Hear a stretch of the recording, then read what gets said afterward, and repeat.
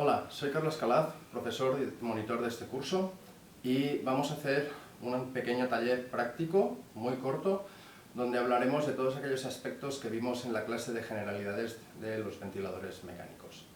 Para empezar, lo primero que tenemos que decir, como bien sabéis, es que los ventiladores mecánicos son dispositivos que están repletos de sensores y unidades tecnológicas que ayudan y mejoran su funcionamiento.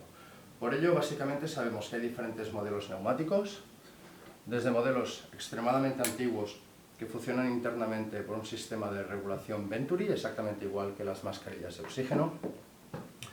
Por otro lado, y aunque solamente se utiliza en la anestesia, sabemos también que existen modelos neumáticos gestionados a partir de la tecnología de pistón, estos cada vez menos utilizados en ventilación mecánica, porque, como bien nombramos, actualmente trabajamos básicamente con dos sistemas.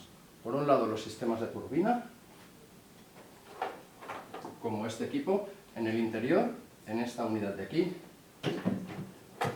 se dispone de una turbina. Esta no es una turbina real, es una turbina en grande para que la podamos apreciar.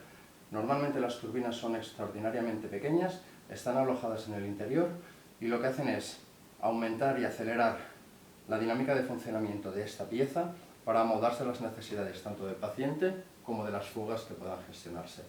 Siendo este el modo exclusivo de uso en la ventilación no invasiva, también es utilizada en los ventiladores mecánicos convencionales. Por otro lado, tenemos que los ventiladores más modernos funcionan con sistemas de electroválvulas. Esto es un banco de electroválvulas un poco antiguo a nivel tecnológico. Fijaros que está compuesto por un innumerable número de pequeñas válvulas que se abren y cierran en función de la regulación de los gases que se quiera realizar, pero que actualmente ya estamos trabajando con sistemas de electroválvulas, con sistemas de iris, tecnologías que fraccionan y movilizan el aire que viene de las tomas de pared del hospital, con sistemas de regulación por autoválvulas. A nivel de sensores, sabemos que los ventiladores mecánicos disponen de sensores de todo tipo, extraordinariamente complejos, extraordinariamente simples. Es fácil entender, por ejemplo, que la presión se controla a través de sistemas que, delante de un pequeño movimiento mecánico, detectan este impulso y lo transmiten en forma de información. Pero también sabemos que existen, por ejemplo, células de oxígeno que funcionan por sistemas paramagnéticos o bien por sistemas de desgaste de gel. En el interior de una pieza como esta, de un sensor como este, hay un gel que en contacto con el aire y la fracción de oxígeno que lleva incorporado produce una serie de reacciones químicas. Por eso es necesario cambiarlo frecuentemente.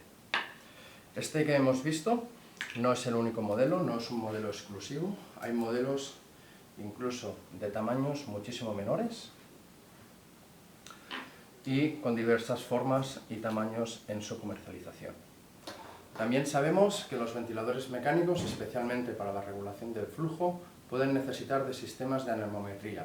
Esto es decir, en el interior de una pieza como esta podéis ver unos pequeños palitos que entre ellos están enlazados por una pequeña fibra, normalmente de carburo de tungsteno, que se calientan y en función del aire que pasa por aquí sufre un enfriamiento. Y este enfriamiento, debidamente monitorizado por el programa que lleva el ventilador, por toda la gestión de la ingeniería informática que está en el interior del ventilador, lo que hace es medir cómo esto se enfría y en función de cómo se enfría y las condiciones de temperatura y humedad ambientales, el concepto BTPS, monitorizamos el flujo que pasa por su interior. También es cierto que últimamente empiezan a aparecer algunos sensores en el mercado, como podéis ver aquí, que disponen de tecnología de chip para comunicar sin necesidad de cable o sin necesidad de conexión directamente al equipo, información con respecto a su funcionamiento y a las necesidades que tiene el paciente. Importante recordar, todo ventilador mecánico, a su vez, dispone de algún tipo de batería. por mucho o poco rato que ésta pueda disponer. Baterías existen de muchísimos tipos. Os muestro un modelo convencional, parecido al que probablemente tengáis en algunos equipos, contra modelos que pueden ser simplemente el alineado de una serie de pilas puestas en línea para proporcionar la potencia del equipo cuando la alimentación de corriente alterna no está disponible. También quisiera comentaros, como bien conocéis, que existen sensores bajo el concepto de infrarrojos. Fijaros en este caso, lo que podemos ver es cómo a través de un sensor se genera una luz de infrarrojos, que por ejemplo en este caso, al ser un sensor que lo que nos mide es el nivel de capnografía, lo que tenemos es una franja de luz que se emite desde el foco emisor hacia el foco receptor, y en función de la carga, por ejemplo, de CO2 que tiene el aire que exhala el paciente, esta onda de luz se desvía y a partir de aquí realizamos una lectura que nos dice cuál es la concentración de gas CO2 que está pasando por el interior de la tubuladura en ese momento. Esta es la manera convencional de realizar este tipo de mediciones. Y por último, y con esto vamos acabando, explicaremos un concepto muy importante relacionado con el concepto BTPS. El concepto BTPS es el que nos mide las condiciones ambientales de temperatura, calor, humedad, que regula el aire que el paciente está respirando, por lo tanto que intenta compensar las condiciones en las cuales está el parénquima de nuestro pulmón, como vimos por ejemplo en la clase de humidificación activa. Dicho esto, sabemos que los ventiladores mecánicos tienen dos maneras de trabajar. La primera es cuando siempre trabajan con un sistema de tubuladuras fijas, exactamente siempre el mismo, por lo tanto no va a necesitar de nuestra programación. El ventilador tiene incorporados los parámetros de complianza, resistencia y espacio muerto de estas tubuladuras. Este es el caso, por ejemplo, de este ventilador. Trabaja siempre con este sistema de tubuladuras, con este sistema de válvulas y con la complianza y resistencia que tiene este circuito.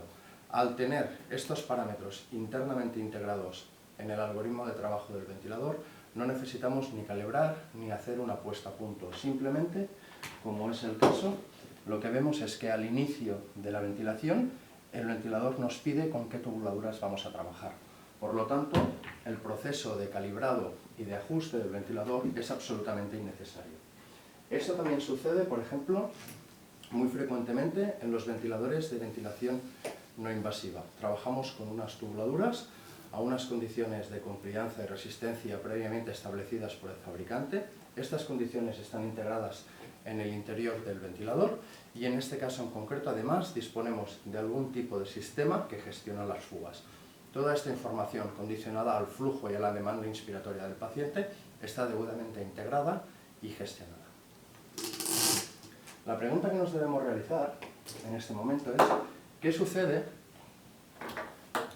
cuando vamos a trabajar con sistemas de tubuladuras que tienen una complianza y una resistencia que el ventilador no es capaz de conocer, que además tenemos unas condiciones ambientales que son cambiantes, a pesar de que el ventilador las monitoriza, y que además es muy posible que el espacio muerto esté cambiando constantemente?